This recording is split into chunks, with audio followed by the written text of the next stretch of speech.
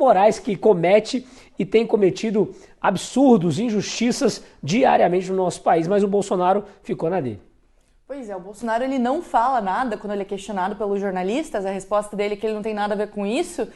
Isso porque ele não pode falar também, né? Daqui a pouco ele vai preso, recebe uma prisão porque respondeu ao jornalista que ele não tem nada a ver com a situação. Então ele foi abordado na saída do PL e respondeu de maneira breve e sucinta que não tem nada a ver com isso. Claro, né, que a gente gostaria de ouvir mais o posicionamento do Bolsonaro, saber de fato o que ele acha dessa sanção, mas a gente tem que lembrar que ele está proibido de dar declarações à imprensa. E isso, inclusive, é um dos motivos pelos quais Moraes recebe essa sanção Magnitsky. O Trump deixa claro, inclusive na justificativa da aplicação da lei Magnitsky contra o Moraes, ele coloca lá a perseguição do Bolsonaro e um ex-presidente, a gente já falou sobre isso aqui várias vezes, um ex-presidente não poder falar com jornalista a sua opinião, isso é censura, não tem outra palavra. Esse é um dos motivos. Mas a gente pode retomar aqui brevemente quais são os motivos, porque eu tenho visto muita gente aí nas redes sociais falando que a culpa é do Eduardo Bolsonaro. Que imagina, o Eduardo Bolsonaro foi até os Estados Unidos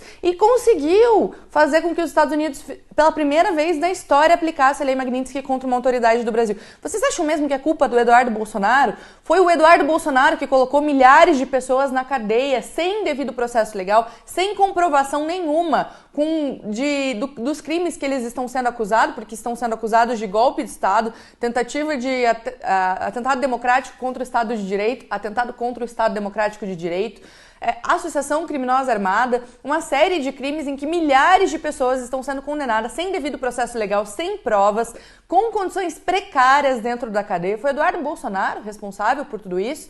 Eduardo Bolsonaro que abriu o inquérito das fake news e perseguiu centenas de pessoas pedindo para derrubar a conta, pedindo para as redes sociais derrubar a conta de centenas de pessoas. Dessas, vamos lembrar que as redes sociais derrubaram perfis, porque não conseguiram questionar ali a decisão do Moraes.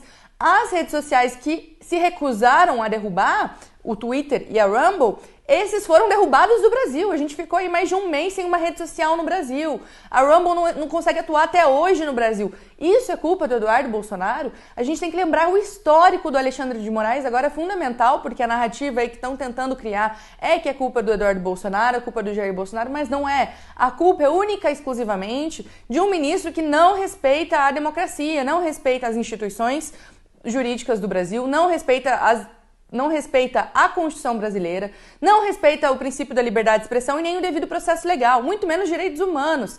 Então, isso tudo é fruto do que o Alexandre de Moraes planta no Brasil desde que assumiu a posse de ministro do STF. Não tem nada a ver com Jair Bolsonaro ou com Eduardo Bolsonaro, pelo contrário. Eles estão envolvidos ali porque eles estão sendo vítimas dessa perseguição que o Moraes coloca contra qualquer opositor ao STF.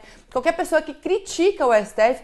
Opositor ao STF não, né? Porque nem devia existir oposição ao STF. Oposição ao governo PT. Então, todos aqueles que são críticos, vozes dissonantes que criticam o PT, são perseguidos há muito tempo e é por isso que a gente está vendo hoje um dia histórico. É triste, no fim das contas, a gente sabe que a gente comemora porque o Moraes tem feito isso há muito tempo, a gente tem alertado há muito tempo e finalmente ele recebeu uma punição.